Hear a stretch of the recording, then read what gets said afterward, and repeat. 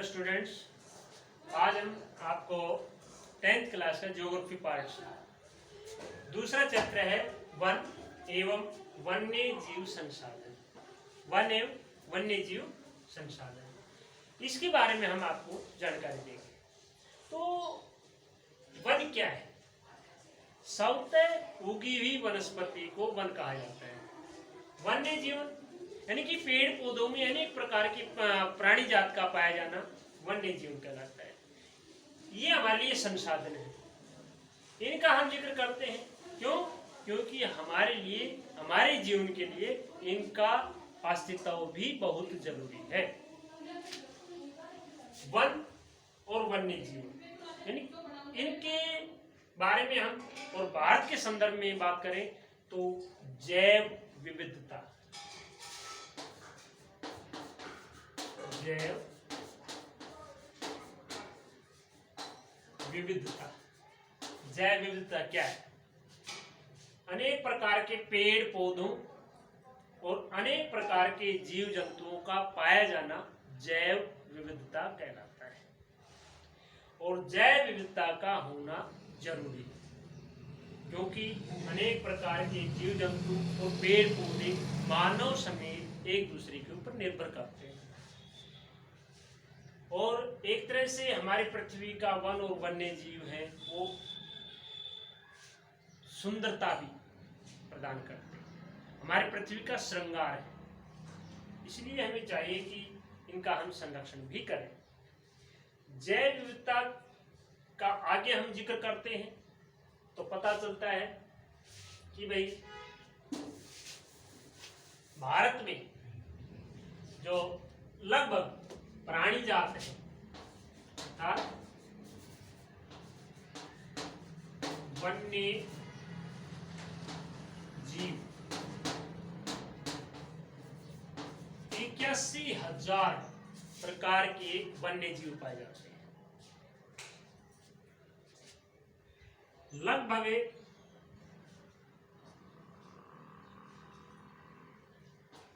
जो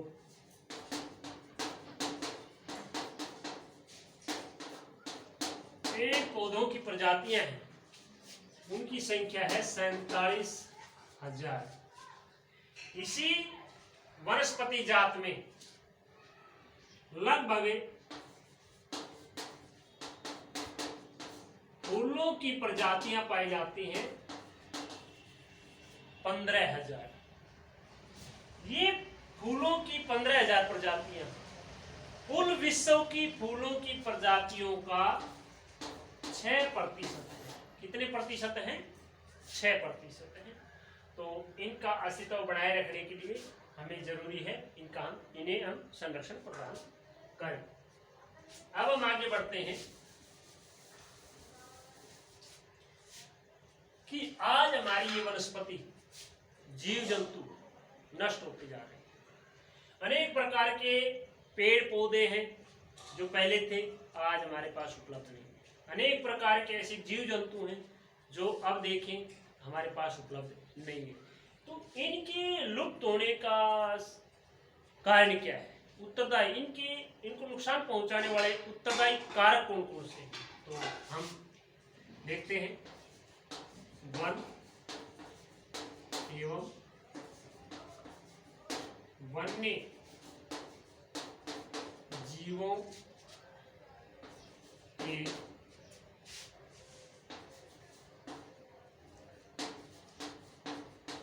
नुकसान के उत्तरदायी कारक। उत्तरदायी कारकों में जैसे हम जिक्र करते हैं स्थानांतरित कृषि,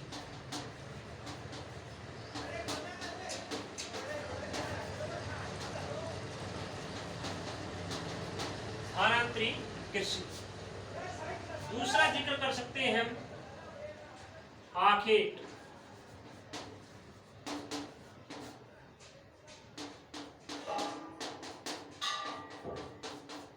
तीसरा जिक्र करते हैं हम औपनिवेशिक सरकार,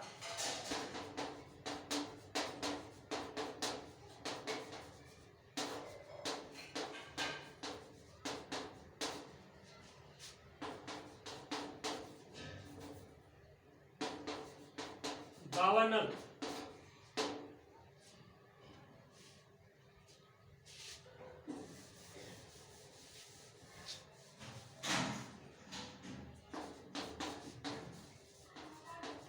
खनन,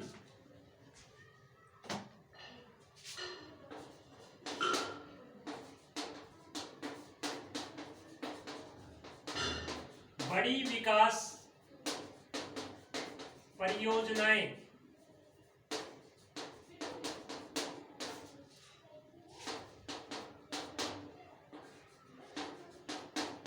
पर्यावरण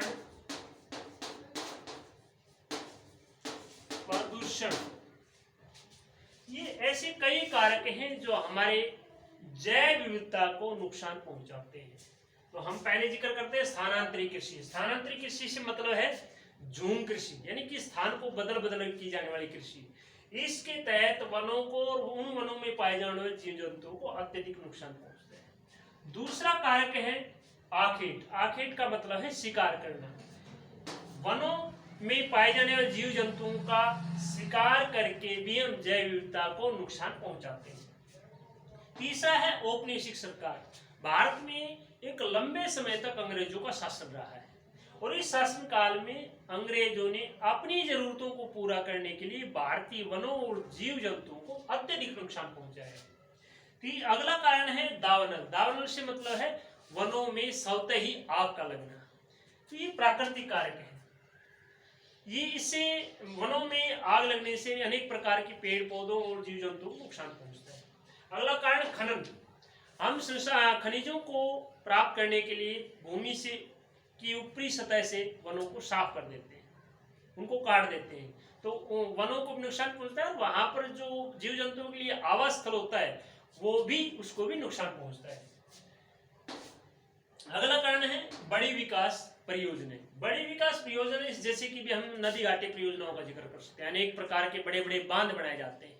उन बांधों के बनाए जाने के लिए हमें एक बड़ा विस्तृत क्षेत्र जिसमें जल को इकट्ठा किया जाए, संचित किया जाएगा और बांध बनाया जाएगा, तो उससे जितने क्षेत्र में जल विस्तृत होगा उस क्षेत्र में वनस्पति है वो नष्ट हो जाएगी, तो और उसका जीव जंतुओं का आवास स्थल भी नष्ट हो जाएगा। तो बड़ी विकास परियोजनाएं हैं, ये भी इसके लिए, इनके नुकसान के लिए उत्तरदायी है। पर्यावरण प्रदूषण। हमारे वातावरण में उद्योगों के कारण, मानव जनित गतिविधियां हैं, उनके कारण वातावरण की गुणवत्ता नष्ट हो गई है। इसमें अनेक प्रकार के अनावश्यक तत्व मिल गए। इसकी वजह से भी वनों और वन्य जीव प्रजातियों को नुकसान पहुंचता है। तो ये है उत्तरदायी कारक। हमारे भारत में ये भी देखा गया है कि जो प्राचीन प्रवृत्ति, रीति रिवाज और अनेक ऐसे समुदाय हैं, जो अनेक प्रकार के ऐसे समुदाय हैं। अब हम बात करते हैं IUCN, मतलब international union for conservation of nature and natural resources. इसके द्वारा भारत में पाए जाने वाले जीव जंतुओं और प्राणी जात को 6 वर्गों में रखा गया है। क्या देख करके कि भी किस प्रकार की परिस्थितियां वर्तमान में वनों और प्राणी जातियों की हैं, किन किन प्रकार की पौधे हैं, जीव जंतु हैं जिनको अत्यधिक नुकसान पहुंचा है, या तो वे हमारे पास उपलब्ध नहीं है या बहुत ही संकट में है। तो इस तरह से 6 वर्ग बनाए गए हैं। पहला वर्ग इसमें दिया गया है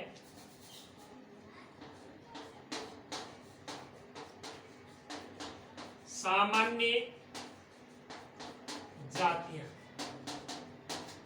सामान्य जातियां वे जातियां हैं जिनके अपने जीवन को सुरक्षित रखने में सामान्य परिस्थितियों की आवश्यकता होती है।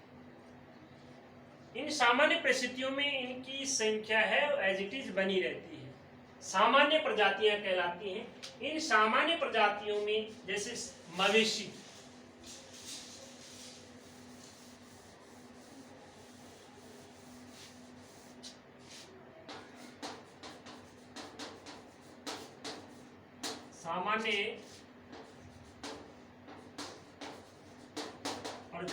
में जैसे मवेशी है, मवेशी से मतलब है गाय और भैंस। मवेशी है भाई साल, चीड़ आदि जीव जंतु और पेड़ पौधों की प्रजातियां शामिल है। दूसरा है इसमें संकटग्रस्त।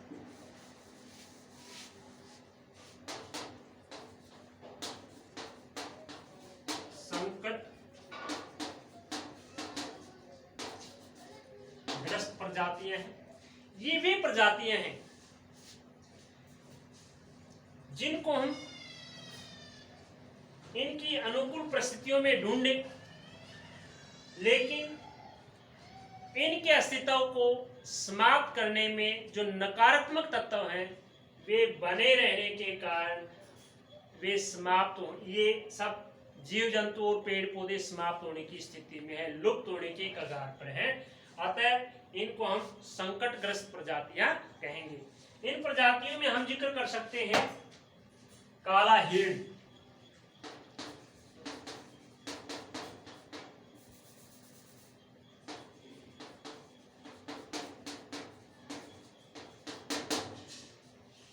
काला हिरण,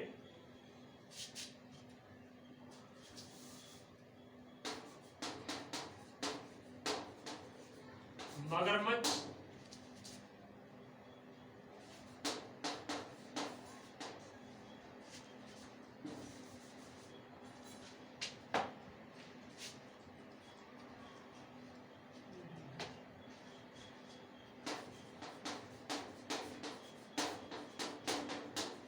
भारतीय गेंडा आदि, इनका हम यहाँ पर संकटग्रस्त प्रजातियों में जिक्र कर सकते हैं।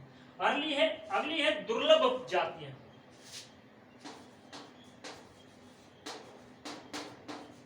दुर्लभ जातियां ये वे जातियां हैं जिनका अस्तित्व समाप्त होने की स्थिति में है। इनका हम जिक्र कर सकते हैं दुर्लभ प्रजातियों में, जैसे कि दे रखा है इसमें,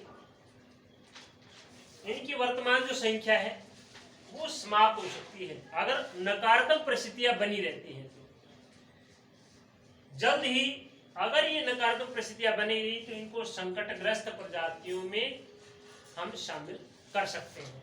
तो इसमें जिक्र किया गया है जैसे कि जंगली हिमालय का भूरा भालू है, जंगली एशियाई भैंसा है, मरुस्थलीय लोमड़ी है, इनका हम जिक्र कर सकते हैं। अगला पांचवा जो चौथा हिस्सा दे रखे है सुबेद।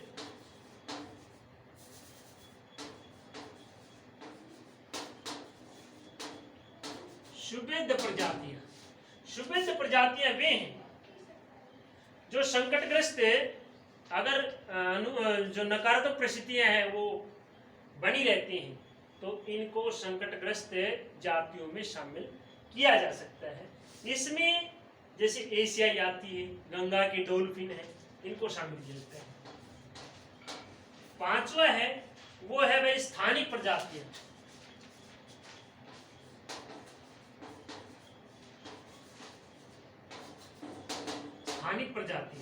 स्थानिक प्रजातियां वे हैं जो किसी विशेष प्रकार के क्षेत्र में पाई जाती हैं, प्राकृतिक और भौगोलिक परिस्थितियों से भिन्न अलग क्षेत्र में पाई जाती हैं, वो स्थानिक प्रजातियां कहलाती हैं। ये जैसे कि निकोबारी कबूतर है, अंडमानी टील है, इनका जिक्र किया है। छठा जो वर्ग है वो है लुप्त प्रजातियों का। लुप्त प्रजातियों में कौन शामिल है? वे प्रजातियां पेड़ पौधों और वन्य जीवों की वे प्रजातियां जिनको नकारात्मक परिस्थितियां उत्पन्न होने की वजह से ये अपने क्षेत्र से विलुप्त हो चुकी हैं, किसी प्रदेश से, देश से या पृथ्वी से ही लुप्त हो चुकी हैं, वे लुप्त प्रजातियां कही जाती हैं इसमें रखा गया है। एग्जाम्पल के तौर पर एशियाई चित्ता, गुलाबी सिर वाली बतख, इनको हम इसमें शामिल कर सकते हैं। इसके साथ साथ एक बात और हम बताना चाहेंगे आपको कि भाई कुछ ऐसे रीति रिवाज भारतीय समाज में और कुछ विशेष प्रकार के समुदाय हमारे भारतीय जीव जंतुओं और पेड़ पौधों की प्रजातियों को संरक्षित करने में भी अपना योगदान देते हैं। जैसे कि अपने राजस्थान के बिश्नोई समुदाय के लोग हैं, इनके आसपास हिरणों को, मोर आदि जीव जंतुओं को घूमते हुए देखते हैं, उनका वे लोग पूरी तरह से ख्याल करते हैं। इस तरह से भाई उड़ीसा में है, झारखंड में है, बिहार में है, महुआ और कदम के पेड़ों की शादी के समय उनकी पूजा की जाती है। हमारे भारतीय समाज में पीपल और बरगद के पेड़ को, तुलसी के पेड़ को, इनकी हम पूजा करते हैं, हमारी आस्था है इनमें, तो इस आस्था के कारण ये संरक्षित है। अन्य बहुत से समुदाय हैं या रीति रिवाज हैं जिनसे भाई जनजाति यानी कि आदिवासी जातियाँ, आदिवासी समुदाय में महुआ और कदम के जो पेड़ हैं उनकी भी लोग पूजा करते हैं। हमारे भारतीय समाज में ये तो परंपरा रही है कि लंबे समय से प्रकृति का सम्मान करते रहे हैं और प्रकृति ने हमें इसका अच्छा परिणाम भी दिया है। लेकिन वर्तमान में परिस्थितियां कुछ उलट चल रही हैं, तो उन्हीं का हम इसमें जिक्र कर रहे हैं। आगे हम बढ़ते हैं,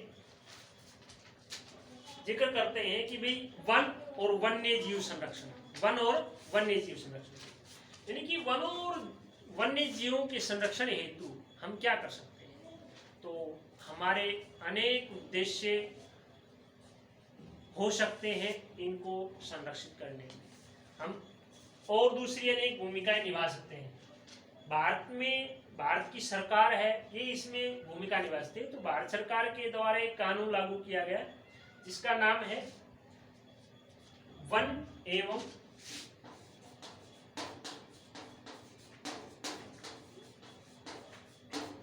वन्य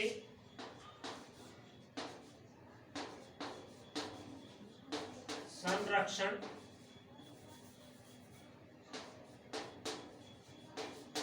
अधिनियम।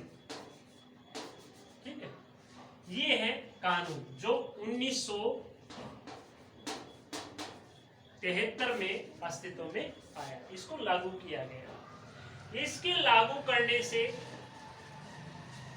वनों और वन्य जीवों में काफी सुधार देखने को मिला है। लेकिन फिर भी हमें और जरूरत है मानव चेतना की, मानव पुनर्जागरण की। लोगों को शिक्षित किया जाए, उनकी वनों और वन्य जीवों की भूमिका मानव जीवन में क्या है, इस बारे में लोगों को जागरूक किया जाए, तब ऐसा किया जा सकता है। तो भाई इसके तहत 1900 मैंने थोड़ा सा गलत कर दिया, ये 1973 नहीं 1972, सन 1972 वन्य जीव संरक्षण अधिनियम लागू किया गया। इसके तहत भारत में अनेक प्रकार के जीव जंतुओं और पेड़ पौधों की सुरक्षा के लिए कदम उठाए गए। हम बात करते हैं जैसे कि जीव जंतुओं के संरक्षण की।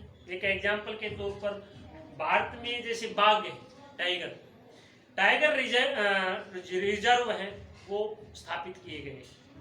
पहली बार इसमें दिया है कि भाई सन 1973 में प्रोजेक्ट टाइगर परियोजना शुरू की गई।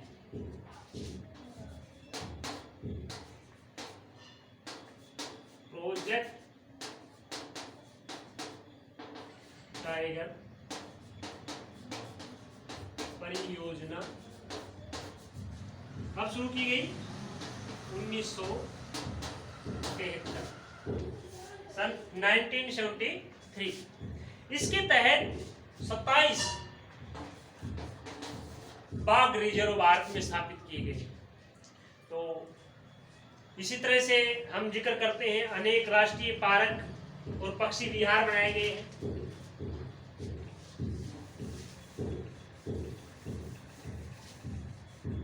तो अब जिक्र करते हैं कि कौन कौन से ऐसे राष्ट्रीय पार्क, पक्षी विहार, वन्य जीव अभ्यारण्य स्थापित किए गए। तो खास जो हैं उनका हम इस मानचित्र में दिखाने का प्रयास करते हैं। जैसे कि जम्मू कश्मीर, यहाँ पर एक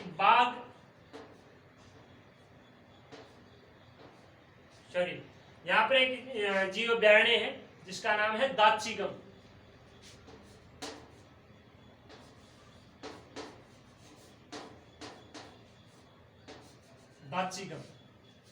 ठीक है। उत्तर प्रदेश के उत्तर पश्चिमी कॉर्नर में यहां पर है राजाजी।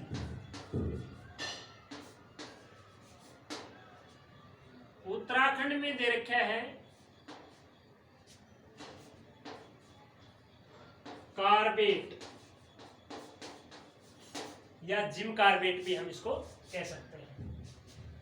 इसके साथ में उत्तर प्रदेश में इस क्षेत्र में दे रखा है दूधुआ। कौन सा है? दूधुआ। यहां पर है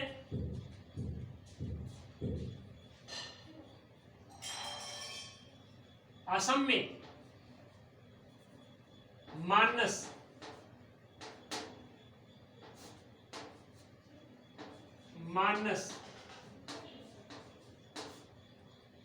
असम में ही दूसरा राष्ट्रीय पार्क है, वो है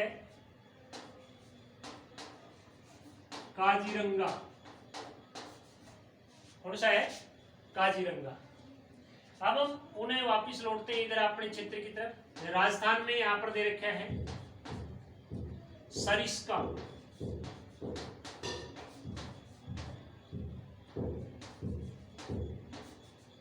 सरिस्का।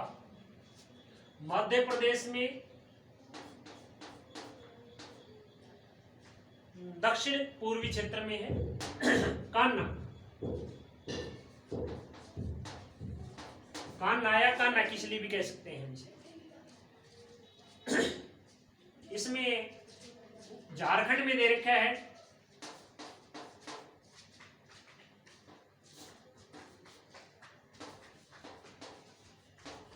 राजदेवरा। पश्चिम बंगाल में दे रखा है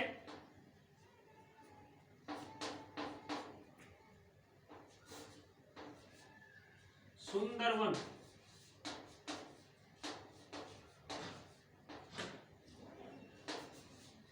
इस राष्ट्रीय पार्क का नाम सुंदरवन इसलिए पड़ा क्योंकि यहाँ पर जो पेड़ पौधे पाए जाते हैं उनमें जो खास बहुलता वाला जो पेड़ की प्रजाति है वो है सुंदरी नामक पेड़ की प्रजातियां अधिक पाई जाती हैं, इसलिए इस वन का सुंदरवन राष्ट्रीय पार्क पड़ा है।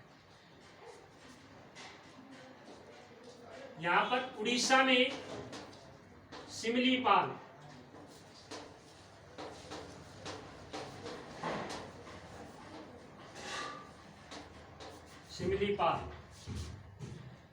गुजरात में दे रखा है गिर।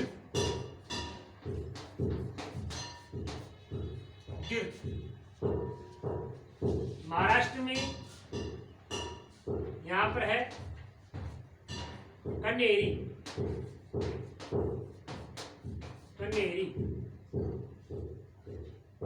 यहां दे रखे हैं महाराष्ट्र में ही कवाल, या हम यहां लिख सकते हैं, बाहर लिख सकते हैं कवाल। यहां पर दे रखे हैं महाराष्ट्र में ही नासिक, इसमें नागपुर क्षेत्र के आसपास ही तादोबा।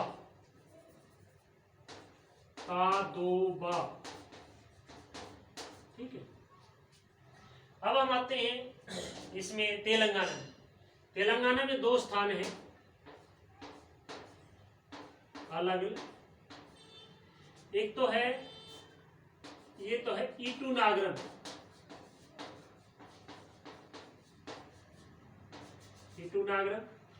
और ये दे रखा है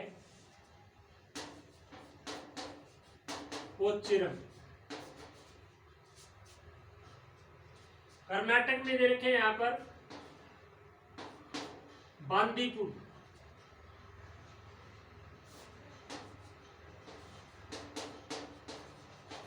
बांदीपुर। केरल में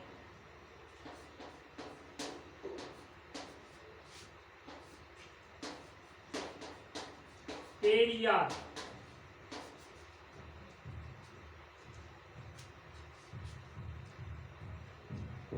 ये कुछ महत्वपूर्ण राष्ट्रीय पार्क, पक्षी विहार या वन्य अभ्यारण्य है। पक्षी विहारों में हम जिक्र करें तो यहां पर जैसे आपने यहाँ दे रखा है हरियाणा में, इस क्षेत्र में सरिस्का, कौन सा है, सरिस्का के समीप में सुल्तानपुर, सुल्तानपुर है पक्षी विहार, गुड़गांव के समीप है। राजस्थान में है गान्ना पक्षी विहार, थोड़ा नीचे दिखाना पड़ेगा, गान्ना पक्षी विहार। इसी तरह से वेदांथंगल कर्नाटक में है, वेदांथंगल कर्नाटक के अंदर वेदांथंगल। इस तरह से और भी कई क्षेत्र हैं जहां पर ये पक्षी विहार स्थापित हैं। ये थे कुछ महत्वपूर्ण पक्षी विहार, राष्ट्रीय पार्क, और रह गए उनकी भी हम चर्चा करेंगे। तो आप वन और वन्य जीव संसाधन दूसरे चैप्टर को पूरा कर चुके हैं। आशा है आपको अच्छे समझ में आया होगा, तो इसकी अच्छी स्टडी करें। धन्यवाद।